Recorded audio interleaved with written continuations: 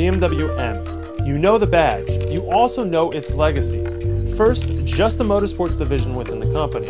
Now is a division of BMW that takes lessons learned from the racetrack and builds some of the best performance road cars the world has ever seen. There's now a new one, the 1M. But does the entry-level model deserve the M badge? Well, let's find out.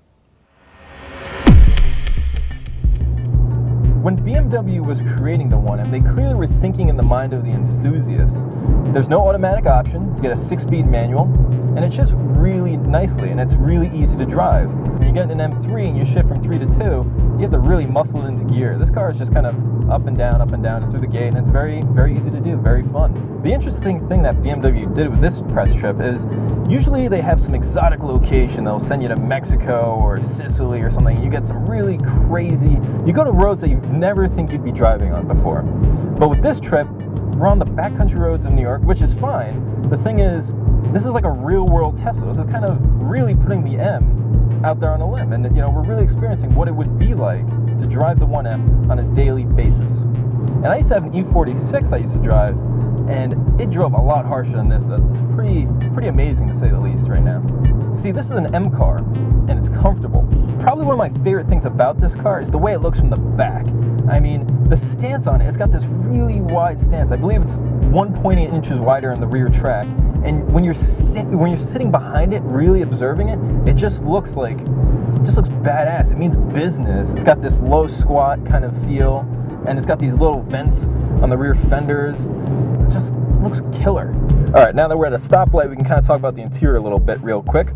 Long story short, BMW is known for their Spartan interiors, and this car is no different. As you can see, they've added little Alcantara bits here across the dash here, on the boot and stuff like that. Real subtle little touches that make you know this car is just a little bit different than, say, a 135.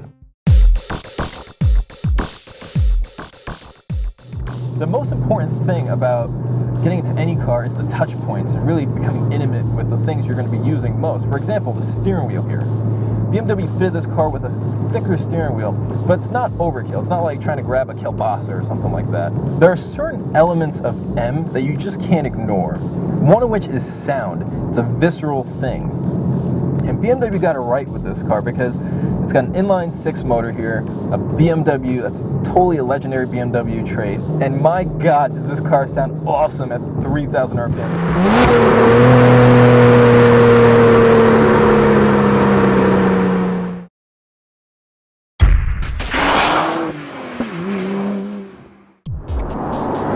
We're now at Monticello Motor Club to tell you how the 1M is on the track, because it's an M, it's a performance car. Rich took his time getting up here, but he told you how the car is on the street, which, to be honest with you, that's where most people are going to be driving this car. But now it's time to figure out, how does it stack up on the track? We were given the South Course at Monticello Motor Club to explore the limits of the baby M. The initial laps out, I worked my way up. First, driving with traction control on while not in M mode. As expected, high intervention from the onboard computers, and I embarrassed myself with a very slow lap time. But why drive an M car on the track with all those nanny settings? First, the M button on the steering wheel. On the 1M, all it does is remap the throttle sensitivity. The real fun came when we switched to M dynamic mode on, MDM for short.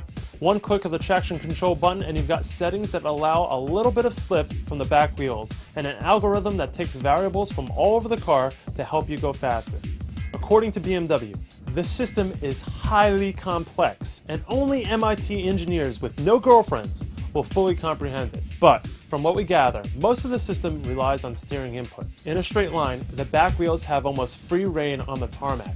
But as you turn in, there's a subtle but progressive interruption of power. Although such a system technically will slow you down, according to BMW, MDM with a pro driver will only be a few hundredths of a second slower around Monticello when compared to traction control completely off. Now, there is an element of understeer on turn-in with MDM, but typically safe for any production car. With that said, even with all the electronics, the 1M has loads of mechanical grip. That's because from the transmission back, the drivetrain is technically that of the M3. The same diff, the same brakes, the same width, the same proportions, but a few hundred pounds lighter. Now, we couldn't do more than 3 laps at a time, so I can't comment on brake fade, but I have driven an M3 on track, so I could find the two similar in that department. The simplicity of the 1M, the fact that it is a true driver's car really makes me want one. You can easily drive it to work every single day, and on the weekends, bring it to the track and have a blast. The sound, the shifts, it's what I loved from BMW from early last decade. That feeling, it's back. After a day driving up to Monticello, back on the track, the car just blew me away. It's really, it's really something special. It's a special piece. I have to agree. I would certainly recommend the car. It's certainly a car that you can bring to the track and drive to work. It's a highly focused vehicle. Yeah. You can drive it daily. Yeah. And when you take it to the track, it's going to blow your doors off. It's everything the enthusiasts have been looking for from BMW over the past 5 years. Agreed. The first time I think we've ever agreed. We're living in the fast lane, baby.